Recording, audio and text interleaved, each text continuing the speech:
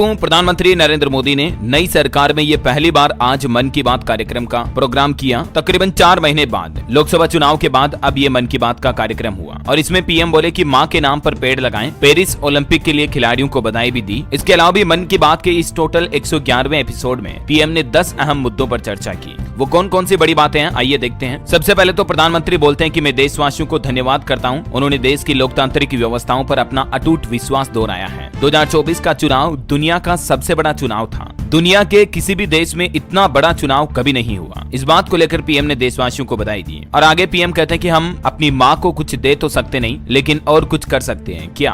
मैंने देश और दुनिया के लोगों से अपील की है कि एक पेड़ माँ के नाम जरूर लगाएं और मुझे खुशी है कि ये अभियान तेजी से आगे बढ़ रहा है। इसके अलावा भी प्रधानमंत्री ने 10 अहम बड़े मुद्दों पर चर्चा की इस मन की बात कार्यक्रम में। पीएम ने आदिवासियों के हुल दिवस पर बात करते हुए कहा कि ये दिन वीर सिद्धो कान्हू के साहस से जुड़ा है। इन्होंने विदेशी शासकों का विरोध किया था और साथ ही झारखंड के संथाल परगना से हजारों संथाली साथियों को एकजुट करके अंग्रेजों की इस लड़ाई का भी बखान किया। अच्छा, तीसरी बात देखिए, पेरिस ओलंपिक पर बोले पीएम मोदी। 26 जुलाई से शुरू हो रहे पेरिस ओलंपिक में जाने वाले खिलाड़ियों को सबसे पहले तो उन्होंने शुभकामनाएं दी और उन्होंने #Cheer4Bharat के जरिए खिलाड़ियों का हौसला बढ़ाने की अपील भी की। पीएम मोदी ने कहा कि हमारे खिलाड़ी टोक्यो ओलंपिक के बाद से ही तैयारियों में जुटे थे और इसलिए इस बार कुछ चीजें पहली बार देखने को मिलेगी। इससे पहले आपको बताऊंगा दोस्तों, कल देर रात भी पीएम मोदी ने आधी रात को वीडियो बनाकर वर्ल्ड कप में भारत की शानदार जीत की बधाई दी। पीएम बोले कि चैंपियन हमारी टीम वर्ल्ड कप घर लेकर आई है और पीएम ने बधाई देते हुए कहा कि ये न सिर्फ भारतीय क्रिकेट टीम की जीत है, बल्कि भारतीय टीम इंडिया की 140 करोड़ से भी ज्यादा देशवासियों के दिलों की जीत है। आखिर विश्व विजेता जो बनी हमारी टीम इंडिया, बधाई देना तो बनता है, क्यों नहीं। चलिए आगे पीएम मोदी बात करते हैं पर्यावरण दिवस पर। देखिए, विश्व पर्यावरण दिवस पर शुरू किए गए उन्होंने एक पेड़ माँ के नाम अभियान का जिक्र किया और वो बताते हैं कि मैंने भी एक पेड़ अपनी माँ के नाम लगाया है। पिछले 10 सालों में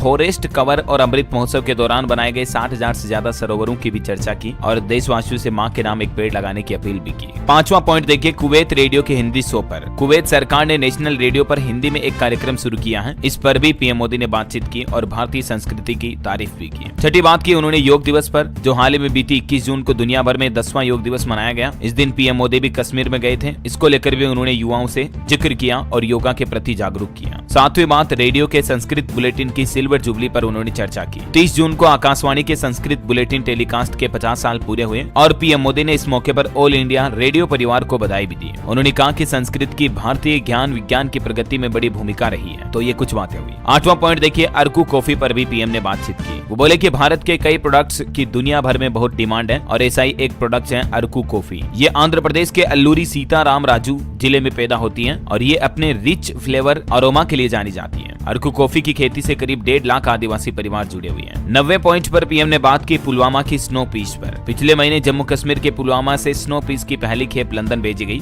कश्मीर में उगने वाली एक्सोटिक वेजिटेबल्स को दुनिया के नक्शे पर लाने का ये काम जो शुरू हुआ, अब कश्मीर से लंदन तक पहुंचने लगी हैं चीजें। 10वीं बात की पीएम ने जगन्नाथ रथ यात्रा पर। जी हाँ दोस्तों, अगले महीने आने वाली 7 जुलाई को होने वाली जगन्नाथ पुरी रथ यात्रा, जम्मू कश्मीर की अमरनाथ यात्रा और पंढरपुर वारी की यात्राओं में शामिल होने वाले श्रद्धालुओं को पीएम ने शुभकामनाएं भी दी। तो